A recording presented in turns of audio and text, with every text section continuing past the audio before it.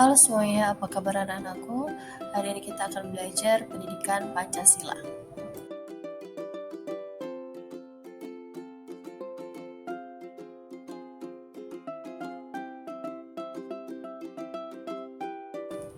Hari ini kita akan membahas terkait Bhinneka Tunggal Ika.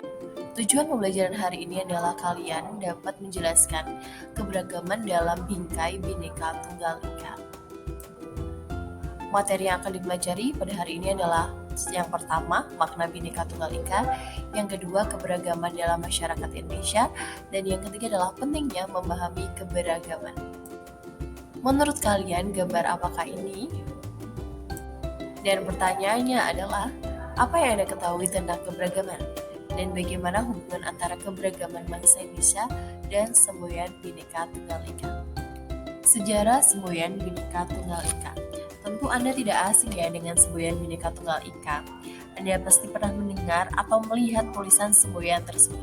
Ketika pertama kali masuk sekolah, Anda pasti dikenalkan dengan semboyan Bhinneka Tunggal Ika, karena semboyan ini tertulis pada lambang negara Republik Indonesia, yaitu Garuda Pancasila. Sejarah tentang semboyan Bhinneka Tunggal Ika ini tidak akan terlepas dari lambang negara yang kita ketahui, yaitu Garuda Pancasila.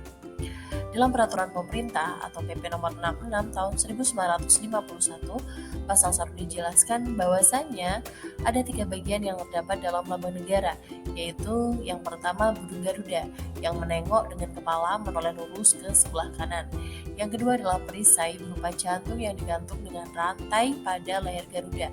Yang ketiga adalah semboyan Bhinneka Tunggal Ika ditulis di atas pita yang dicengkram oleh Garuda. Yuk kita akan belajar terkait bagian dari burung Garuda Pancasila.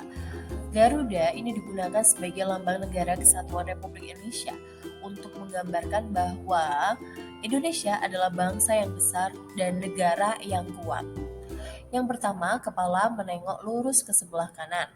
Kemudian, perisai berupa jantung yang digantung dengan rantai pada leher Garuda. Maksud dari perisai ini adalah tameng yang telah dikenal lama dalam kebudayaan dan peradaban asli Indonesia sebagai bagian senjata yang melambangkan perjuangan dan perlindungan diri untuk mencapai tujuan. Kemudian, semboyan Bhinneka Tunggal Ika ditulis di atas pita yang dicengkram oleh Garuda. Maksud semboyan Bhinneka Tunggal Ika adalah pepatah lama yang pernah dipakai oleh Empu Tantular. Kata Bhinneka merupakan gabungan dua kata Bhina dan Ika yang berarti berbeda-beda tetapi tetap satu.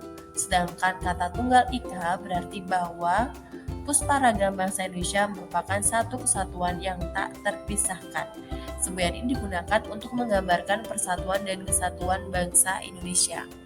Kemudian, 45 helai bulu berada di leher, 17 helai bulu pada masing-masing sayap, 19 helai bulu di bawah perisai, 8 helai bulu pada ekor.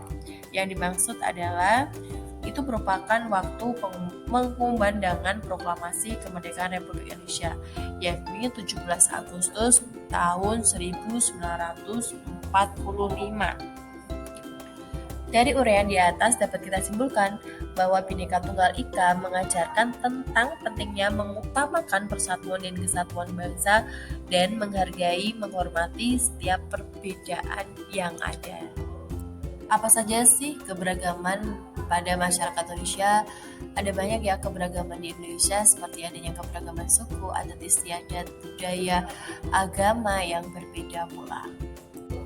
Dan perbedaan pada masyarakat Indonesia itu bukan sebagai pemecah belah NKRI, melainkan sebagai pemersatu bangsa Indonesia.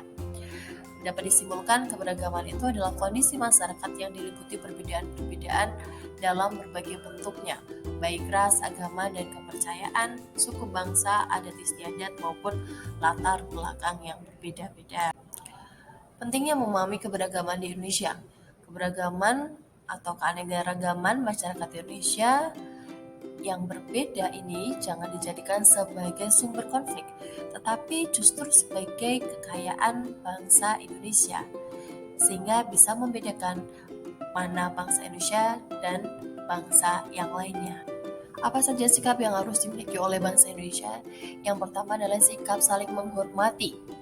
Menghormati apa? Menghormati budaya, suku, ras, adat, agama yang berbeda-beda di Indonesia.